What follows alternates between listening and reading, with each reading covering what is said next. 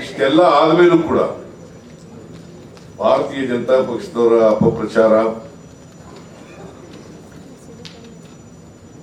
ಕೆಟ್ಟ ವಿಚಾರಗಳನ್ನ ನಮ್ಮ ಮೇಲೆ ಗೂಬೆಗೊಳಿಸ್ತಕ್ಕಂಥ ಪ್ರಯತ್ನ, ಭ್ರಷ್ಟಾಚಾರದ ಆರೋಪಗಳು ಇವೆಲ್ಲ ಮಾಡಿದ್ರು ಕೂಡ ನಾವು 3 ಚುನಾವಣೆಯಲ್ಲಿ ಗೆದ್ದಿದ್ದೀವಿ. ಇತ್ತೀಚೆಗೆ ನಡೆದಂತ ಶಿಗ್ಗಾಂವ್, ಸಂಡೂರು ಮತ್ತೆ ಚನ್ನಪಟ್ಟಣ 3 ಕ್ಷೇತ್ರಗಳಲ್ಲಿ ಗೆದ್ದಿದ್ದೀವಿ. ಒಂದೇನೋ ಸಂಡೂರಿನಲ್ಲಿ ನಾವೇ ಗೆದ್ದಿದ್ದು, ತುಕಾರಾಮ್ ಗೆದ್ದಿದ್ರು, ಅವ್ರ ಮನೆಯವರು ಕೊಟ್ಟಿದ್ದು ಅವ್ರು ಗೆಲ್ದ್ರು. ಆದ್ರೆ ಇನ್ನೆರಡು ಇದ್ವಲ್ಲ, ಶಿಗ್ಗಾಂವ್ ಮತ್ತು ಚನ್ನಪಟ್ಟಣ ಇದೆಯಲ್ಲ, ಅದು ಶಿಗ್ಗಾಂವ್ನಲ್ಲಿ 25 ವರ್ಷಗಳ ನಂತರ ಗೆದ್ದಿರೋದು. ಚನ್ನಪಟ್ಟಣದಲ್ಲಿ ಏನ್ JDSನವರ ಪ್ರಾಬಲ್ಯ ಇದ್ದಂತ ಜಾಗ, ಆ ಜಾಗ ಕುಮಾರಸ್ವಾಮಿ ಜಾಗ. ಆ 2 ಮುಖ್ಯಮಂತ್ರಿಗಳ ಮಕ್ಕಳು, ಮಾಜಿ ಮುಖ್ಯಮಂತ್ರಿಗಳ ಮಕ್ಕಳು.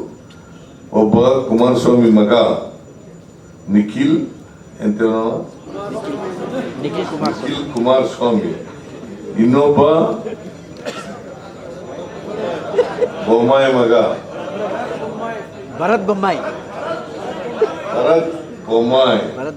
ಇಬ್ಬರನ್ನು ಕೂಡ ದೊಡ್ಡ ಅಂತರದಿಂದ ಸೋಲಿಸಿದ್ವಿ. ಬಟ್ ಕರ್ನಾಟಕದ ಜನ ಕಾಂಗ್ರೆಸ್ ಪರವಾಗಿದ್ದಾರೆ. ನಮ್ಮ ಗ್ಯಾರಂಟಿ ಯೋಜನೆಗಳು ಜನರನ್ನ ಮುಟ್ಟಿದ್ದಾವೆ. ಜನರು ಗ್ಯಾರಂಟಿ ಯೋಜನೆಗಳನ್ನು ಕೂಡ ಗಮನದಲ್ಲಿ ಇಟ್ಟುಕೊಂಡು ವೋಟ್ ಹಾಕಿದ್ದಾರೆ. ಕಾಂಗ್ರೆಸ್ನ ಆಡಳಿತವನ್ನು ನೋಡಿ ವೋಟ್ ಹಾಕಿದ್ದಾರೆ. ಅದಕ್ಕೋಸ್ಕರ ನಾವು 3 ಕ್ಷೇತ್ರಗಳನ್ನ ಗೆಲ್ಲಲಿಕ್ಕೆ ಸಾಧ್ಯ ಆಯಿತು. ಅದರಲ್ಲಿ ನಮ್ಮ ಎಲ್ಲ ಮುಖಂಡರುಗಳು, ಮಂತ್ರಿಗಳು, ಶಾಸಕರು, ಸಂಸದರು, ಕಾರ್ಯಕರ್ತರು, ಜಿಲ್ಲಾ ಅಧ್ಯಕ್ಷರುಗಳು ಎಲ್ಲರೂ ಶ್ರಮಪಟ್ಟು 3 ಕ್ಷೇತ್ರಗಳನ್ನ ಗೆಲ್ಲಿಸಿದ್ದಾರೆ. ಅದು ಒಬ್ಬರ ಗೆಲುವಲ್ಲ, ಇಡೀ ಕಾಂಗ್ರೆಸ್ ಪಕ್ಷದ ಗೆಲುವು. ಆಮೇಲೆ ಈ ಕ್ಷೇತ್ರಗಳು ಹೆಂಗಿದ್ದವಪ್ಪ ಅಂತಂದ್ರೆ, ಕಾಕ್ತಾಳೀಯ ಅಂತಿದ್ವಿ.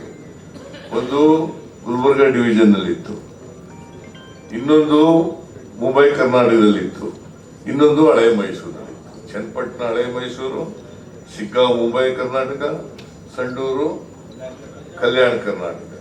ಈ 3 ಕ್ಷೇತ್ರಗಳಲ್ಲಿ ಅಂದ್ರೆ 3 ವಿಭಾಗಗಳಲ್ಲಿ ನಾವು ಗೆದ್ದಿದ್ದೇವೆ. ಅದರ ಅರ್ಥ ಕರ್ನಾಟಕದ 3 ಭಾಗಗಳಲ್ಲಿ ನಾವು ಗೆದ್ದಿದ್ದೇವೆ. ಇಡೀ ಕರ್ನಾಟಕ, ಇಡೀ ಕರ್ನಾಟಕದ ಜನತೆ ನಮ್ಮ ಪರವಾಗಿದೆ ಅಂತಕ್ಕಂಥದನ್ನ ಈ ಚುನಾವಣೆಗಳ ಫಲಿತಾಂಶ ತೋರಿಸ್ತದೆ ಅಂತಕ್ಕಂಥ ಮಾತುಗಳನ್ನು ಹೇಳಲಿಕ್ಕೆ ಬಯಸ್ತಾ ಇದ್ದೇನೆ.